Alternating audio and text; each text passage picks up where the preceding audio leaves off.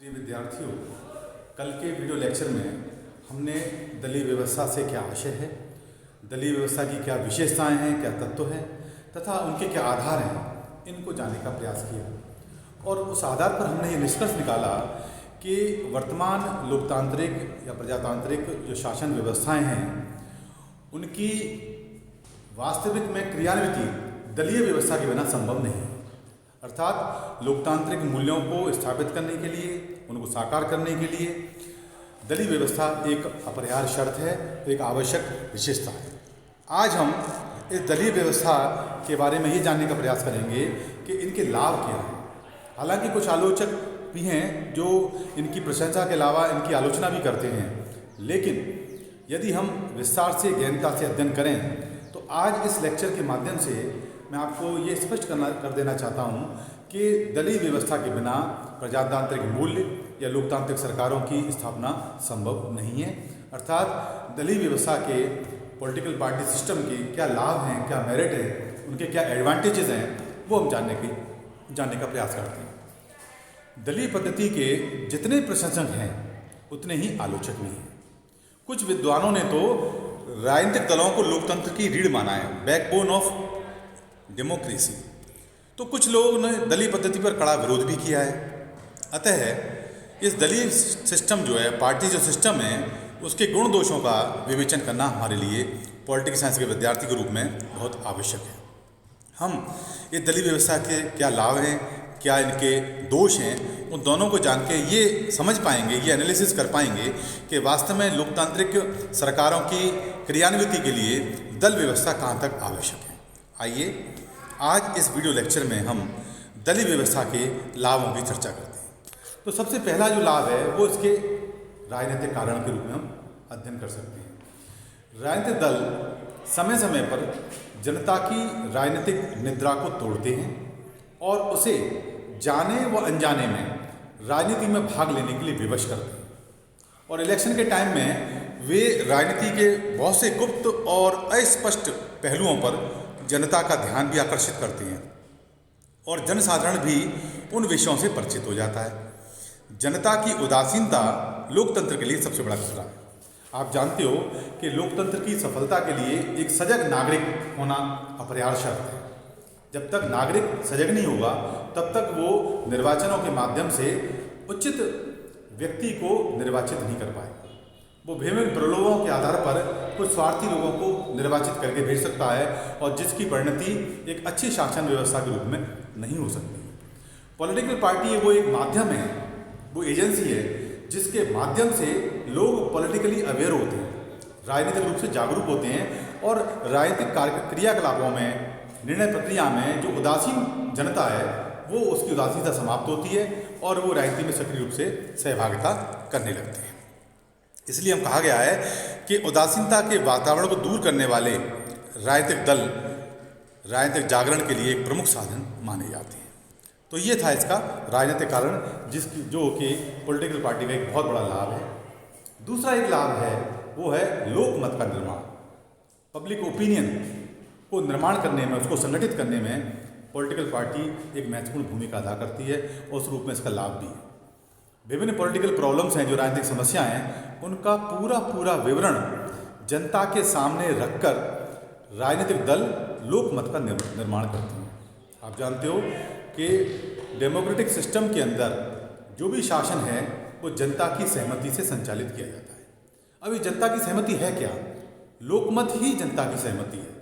विभिन्न योजनाओं पर, विभिन्न पॉलिसीज़ पर सरकार जब कोई लागू करती है तो वो जनता की राय चाहती है, क्योंकि जनता की राय का मतलब जनता का हित किसमें है, जनता की समस्याएं क्या हैं, उनको सरकार को अवगत होना आवश्यक है।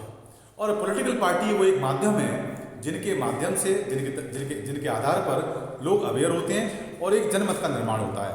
क्योंकि पॉलिटिकल पार्टी ही जनता के सामने सरकार की विभिन्न योजनाओं को, विभिन्न समस्याओं को सामने रखती है और जनता की समस्याओं को सरकार के सामने रखती है। एक प्रकार का एक कड़ी का काम करती है। इसलिए कहा गया है कि विभिन्न जो पॉलिटिकल प्रॉब्लम्स हैं, राजनीतिक समस्याएं, उनका पूरा विवरण जनता के सामने रखकर पॉलिटिकल पार्टी लोकमत का निर्माण करती है। जनता के विचार अमूर्त होते हैं, आप चाहो कि जनता का विचार क्या है, तो विचार ना तो हम देख सकते हैं ना महसूस कर सकते हैं, वो अमूर्त होता है। इसलिए जनता की जो राय है, उसका जो विचार है, जो जनमत है, वो पॉलिटिकल पार्टी के प्लेटफॉर्म के माध्यम से सामने आता है। इसलिए कहा गया है कि जनता के विचार अमूर्त होते हैं और समय समय पर इन पॉलिटिकल पार्टीज़ के जो विभिन्न अधिवेशन हैं, जो भाषण हैं, उनके द्वारा उन्हें मूर्त रूप प्रदान किया जाता है और उससे सरकार अवेयर होती है। उस आधार पर वो विभिन्न प्रकार की नीतियाँ और योजनाएं लागू करती है। वस्तुतः पॉलिटिकल पार्टी के कारण नागरिकों में राजनीतिक चेतना जागृत होती है, उसका प्रसार होता है और उन्हें पॉलिटिकल ट्रेनिंग मिलती है, राजनीतिक शिक्षा मिलती है। एक और लाभ है पॉलिटिकल पार्टी का, वो है निर्वाचनों को बहुत सरल बनाना।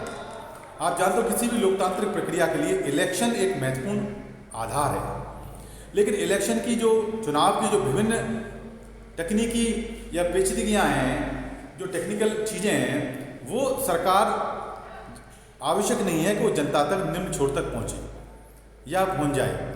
ये पॉलिटिकल पार्टी के जो एजेंट्स हैं, ये जन जन में जाकर के निर्वाचनों की प्रक्रिया से जनता को अवेयर करते हैं, उनको जागरूक करते हैं और उनको बताते हैं कि इलेक्शन किस प्रकार होगा, किस प्रकार वोटिंग होगी, कैसे करना है, मतदाता सूचियों का गठन कैसे होगा। ये सारी बातों की जानकारी पॉलिटिकल पार्टीज़ के माध्यम से जनता को पता लगता है। इसलिए कहा गया है कि ये जो पॉलिटिकल पार्टी का सबसे बड़ा लाभ है कि इलेक्शन प्रोसेस को ये बहुत ईजी बना देती है।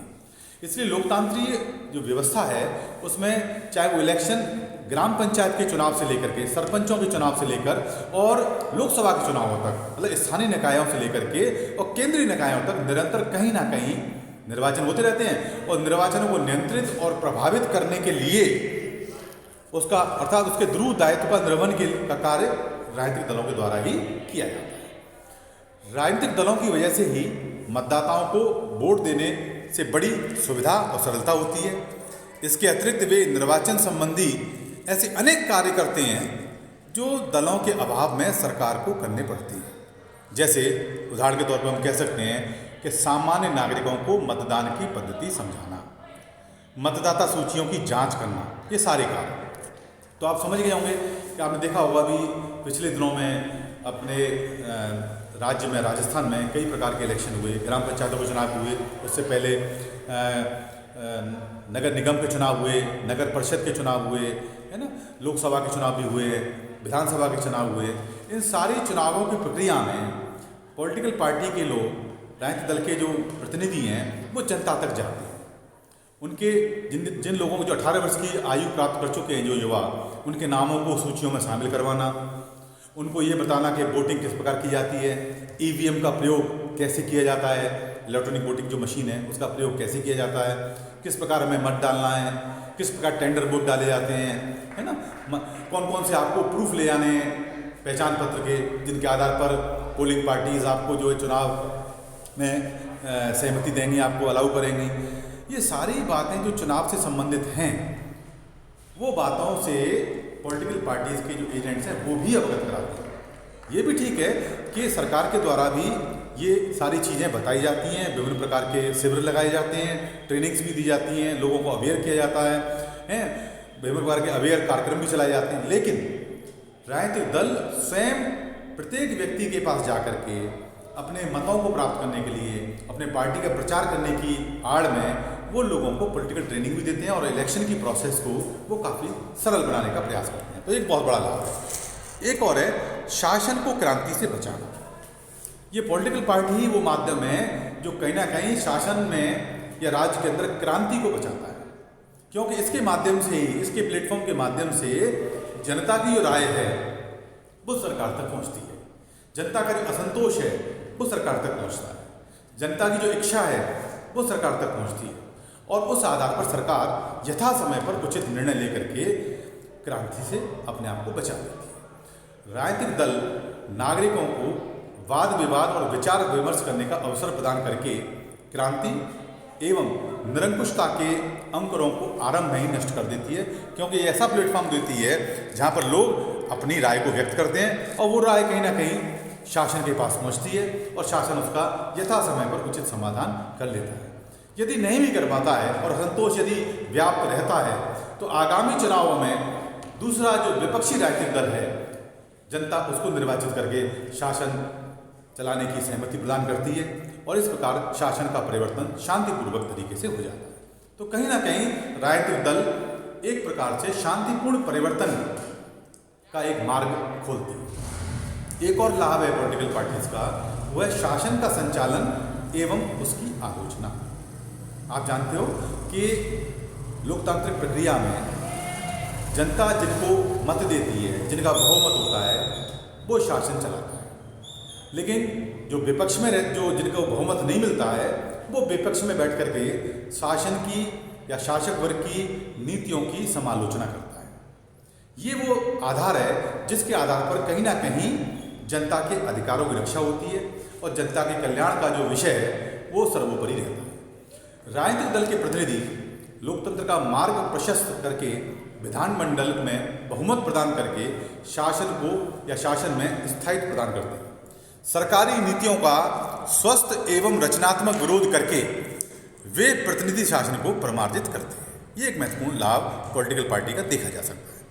वहीं एक लाभ और है कि शासन की निरंकुशता पर प्रतिबंध। यदि कोई शासन डेमोक्रेटिक सिस्टम के अंदर यदि मनमानी पूर्वक नीतियों को लागू करता है जिनका विपरीत प्रभाव जनसाधारण पर पड़ता है, जनता की कल्याणकारी नीतियों पर पड़ता है, तो विपक्षी दल का यह दायित्व होता है, वो सक्रिय हो जाता है और वो विधानमंडलों पर वो विभिन्न भाषणों से, विभिन्न प्रचार माध्यम से जनता के मध्य जाकर के शासन की इस प्रकार की निरंकुशता को रोकने का कार्य करता है।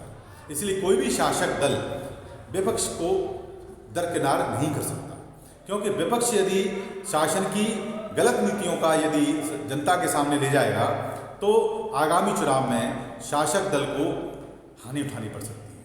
इसलिए शासन की निरंकुशता पर प्रतिबंध का एक महत्वपूर्ण कार्य पॉलिटिकल पार्टीज के द्वारा किया जाता है। राजनीतिक दलों के अस्तित्व के कारण विधायिका में सुसंगठित विरोधी दल भी रहता है। आप जानते हो, एक तरफ होता है बहुमत दल जो शासन का गठन करता है, सरकार का निर्माण करता है, और उसके विपक्ष पर जो विपक्ष में होता है, जो जिसको बहुमत प्राप्त नहीं होता है, वो विरोधी दल की भूमिका का निर्वहन करता है।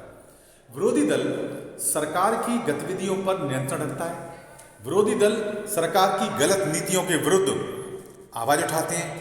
कई बार विरोधी दल सरकार के विरुद्ध देशव्यापी आंदोलन भी छेड़ देते हैं और उसे लोकमत के आगे झुकने के लिए बाध्य करते हैं। वस्तुतः विरोधी पक्ष को आलोचना करने की स्वतंत्रता देना इस बात की गारंटी है कि सरकार निरंकुश नहीं होगी। अभी हाल ही के दिनों में देखा होगा कि केंद्र सरकार के द्वारा किसान बिल पारित किया गया और कुछ विपक्षी दलों को ये लगा कि ये बिल कहीं ना कहीं किसानों के हितों पर किसी स्तर पर कोई कुठाराघात कर रहा है, और इस आधार पर उन्होंने किसानों को जागृत किया।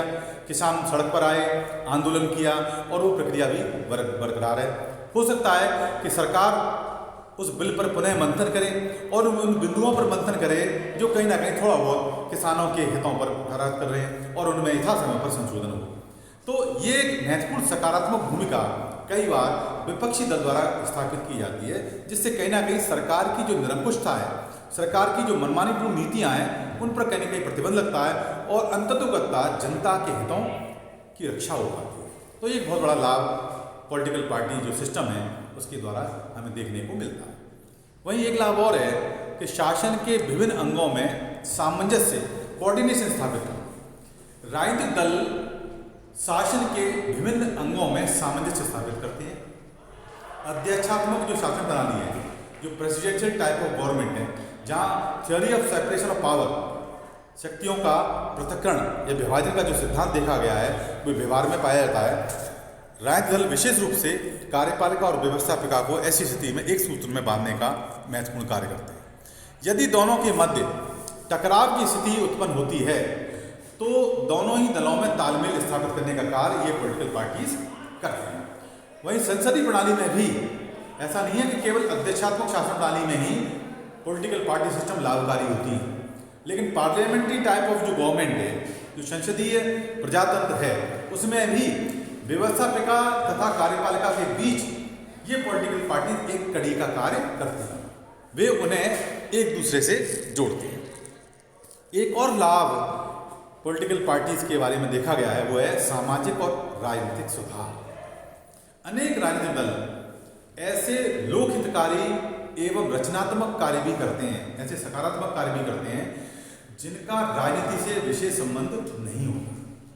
कई राजनीतिक दल आपने देखे होंगे समाज सुधार के बड़े बड़े कार्यक्रम अपने हाथ में लेते हैं।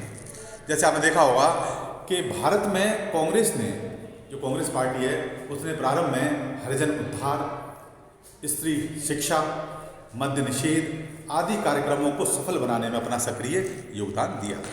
तो पॉलिटिकल पार्टीज केवल पॉलिटिकल एजेंडा को लेकर नहीं चलती है, कई बार वो सोशल और जो अलग अन्य प्रकार के जो रिफॉर्म्स हैं सोसाइटी के अंदर, जो सुधार हैं, उनको भी लेके चलती है। क्योंकि केवल पॉलिटिकल सुधार का ही काम नहीं है, इसके अलावा सोशल वर्क्स भी और सोशल सुधार के कार्य भी ये करती है।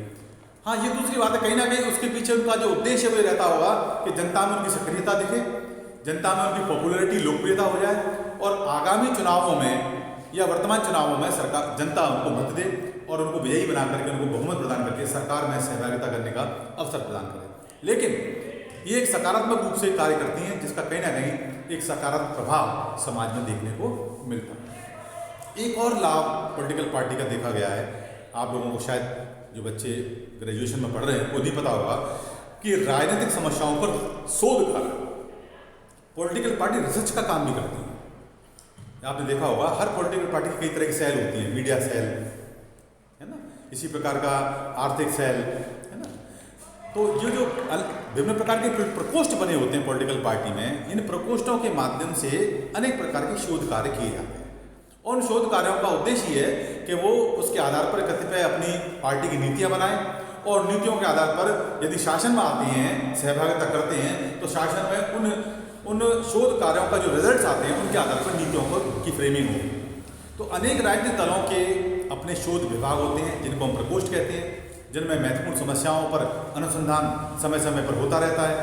कतिपय राजनीतिक दल, कुछ राजनीतिक दल ऐसे हैं जो विशेष समस्याओं के अध्ययन के लिए विशेषज्ञ समितियां भी नियुक्त करते हैं। समितियों के परामर्श से दल अपने नीति निर्धारण में उनको सुविधा मिलती है। और इसलिए मैकाइवर जो विचारक रहे उन्होंने कहा है कि राजनीतिक दलों के बिना ना तो सिद्धांतों की एकीकृत अभिव्यक्ति हो सकती है और ना ही क्रमबद्ध विकास और ना ही संसदीय निर्वाचनों में संवैधानिक प्रणाली का नियमित उपयोग। और इस प्रकार उन समस्त संस्थाओं का अंत हो जाता है जिनके माध्यम से राजनीतिक दल शक्ति ग्रहण करने अथवा उसे बनाए रखने का प्रयत्न करते हैं। लॉर्ड ब्राइस ने भी इसी संदर्भ में कहा है कि राजनीतिक दल राष्ट्र के मस्तिष्क को उसी प्रकार क्रियाशील करते हैं जिस प्रकार लहरों की हलचल से समुद्र की खाड़ी का जल स्वच्छ होता है। अर्थात पॉलिटिकल पार्टीज लोगों में, जनता के बीच जाकर के जो राष्ट्र की समस्याएं हैं, राष्ट्रीय स्तर की समस्याएं हैं, अंतर्राष्ट्रीय समस्याएं हैं, सरकार की जो नीतियां हैं, उनको ले जाते हैं और जनता को अवेयर करते हैं, उनको जागरूक करते हैं, उनके मस्तिष्क में हलचल पैदा करते हैं। और जब वो जागरूक होते हैं, उसके पीछे उद्देश्य है कि वो दल ये साबित हो जाए कि वो जनता के सबसे अच्छे हितकारी हैं और उनके पक्ष में नीति निर्माण करने का वो उनका एक रुझान है। इसी प्रकार एलन बॉल के शब्दों में राजनीतिक दलों के बिना आधुनिक राजनीतिक व्यवस्थाओं की कल्पना करना कठिन है। उदारवादी प्रजातांत्रिक संस्थाओं में राजनीतिक दल निश्चित रूप से निहित होते हैं और सर्वाधिकारी शासनों में दलों पर निर्भरता सबसे ज़्यादा होती है। जिन राज्यों में दल नहीं होते या यहाँ तक कि एकमात्र दल भी नहीं होता, वे अनिवार्य रूप से अनुदारवादी होते हैं और कहा जा सकता है कि वे राजनीतिक दृष्टि से अधिक अस्थिर होती हैं। इसलिए आपने देखा होगा कि शासन की स्थिरता के लिए लोकतांत्रिक व्यवस्था में पॉलिटिकल पार्टी सिस्टम, दलीय व्यवस्था एक आवश्यक शर्त है। क्योंकि दलीय व्यवस्था के माध्यम से दल जनता को एक ऐसा प्लेटफॉर्म प्रदान करते हैं जिसके आधार पर उनकी भावनाएं प्रकट होती हैं और उन भावनाओं के आधार पर शासन नीतियों का संचालन करता है, क्रियान्वयन करता है, जिससे कि जनता का कल्याण होता है और हम एक बहुत बड़ी क्रांति से, असंतोष से बच जाते हैं। आशा है कि इस डिस्कशन के माध्यम से आपको राजनीतिक दलों के लाभों का ज्ञान स्पष्ट हुआ होगा। अगले वीडियो लेक्चर में हम राजनीतिक दलों के दोष क्या हैं उनको भी जानने का प्रयास करेंगे, क्योंकि जब तक हम गुण और दोषों दोनों का अवलोकन नहीं करेंगे तब तक हम स्वयं अपने स्तर पर राजनीतिक दलों के बारे में विचार प्रकट नहीं कर पाएंगे या राजनीतिक दलों का स्पष्ट एनालिसिस नहीं कर पाएंगे। धन्यवाद।